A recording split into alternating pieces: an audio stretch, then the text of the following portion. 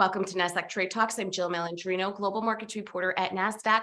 Joining us for this segment, we have Ed Coulson, Professor of Economics and Director of the Center for Real Estate, University of California, Irvine's Paul Merage School of Business, to discuss the connections between people's career paths and how it impacts their decisions to be a renter or a homeowner. Professor, it's great to have you with us. Welcome to Trade Talks. Thank you so much.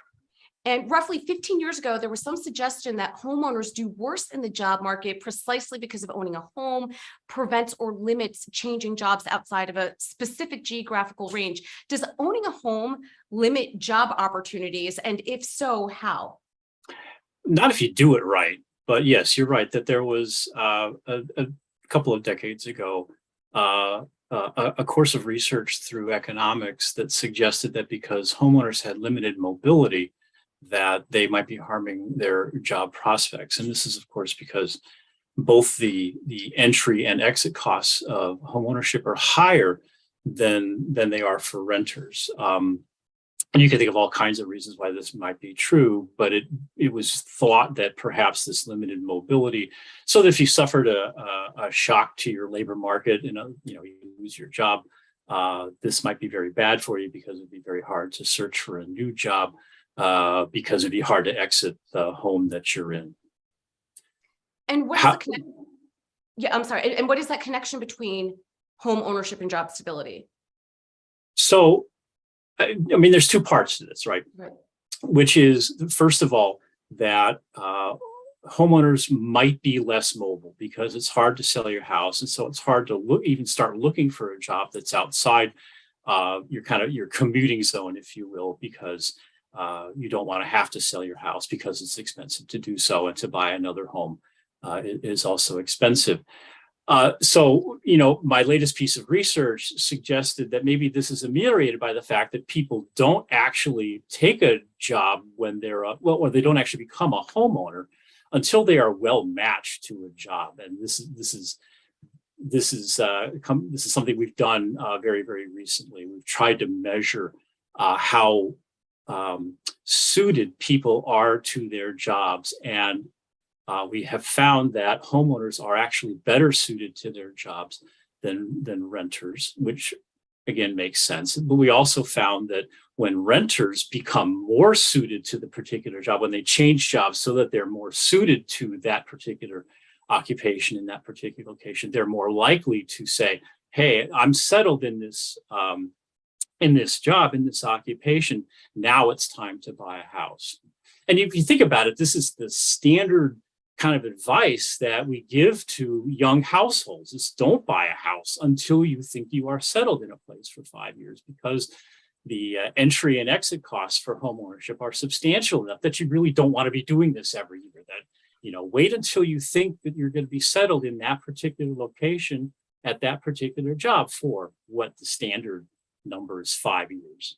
And we find that we were surprised actually that our measure of job stability actually was correlated with people's tendency to be in a home, to be a homeowner or to become homeowners once they have, reached that level of stability. And what about the pandemic? I'm not sure if there's empirical research to back up this particular question, but how did that impact home buying decisions? I can tell you anecdotally, where I decided to buy was directly correlated to where I was going to be geographically and the amount of times I knew I had to go into the city. That was a definite deciding factor, not something I would have thought about 2-3 years ago before we learned how to work virtually. Do you think that the pandemic influenced the data behind your research? Well, no, because our data came from before the pandemic. Right. However, the pandemic, created a whole host of new factors which people need to take into account before they buy a house. One of the things that obviously has changed is our new ability. We've discovered this ability to work from home more often, so our commuting costs go down, and we might be able to find jobs that allow us to work 100% virtually. And in that case, or not virtually, but remotely, and in that case, homeownership becomes a much easier thing to step into, because you're not constrained by location when you're looking for a job, not as much. We'll see in the long run whether or not that pans out, whether the extent to which you can work virtually, how many days a week, what is your commuting cost going to be? All those things are going to factor into people's location and housing choices in the future. Right. And well, and even before the pandemic, the same would hold true as well. Location. In terms of, yeah. Well, in terms of location, commuting costs, and so forth. Sure, all that played a role, but I think what the pandemic has shown us is that there is an ability on an awful lot of people's part that they can work from home at least a few days a week. We'll see what employers think about this in the long run. Mm-hmm. They may require more in-person work modes. We'll see, but for the time being, it does seem like a hybrid model will be the ongoing experiment that we're going to run.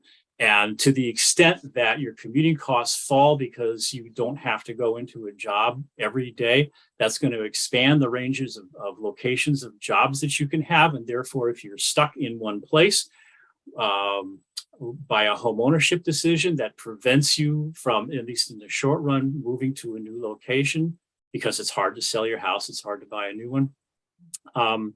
That's because you don't have to commute as often. That's going to expand the range of location choices that you can take a job from. Yeah. So at the end of the day, what was the biggest takeaway for you from the research that you conducted? People are not stupid, which is always a great thing to find out, that people do in fact wait until they are settled, at least in the time frame that we were looking at, which was pre-pandemic.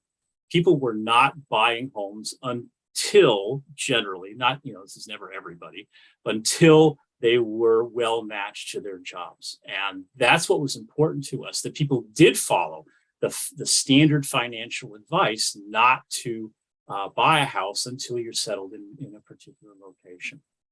And again, that's something that you go on the internet and type in, when should I buy a house? And all the online financial advisors are telling you exactly this.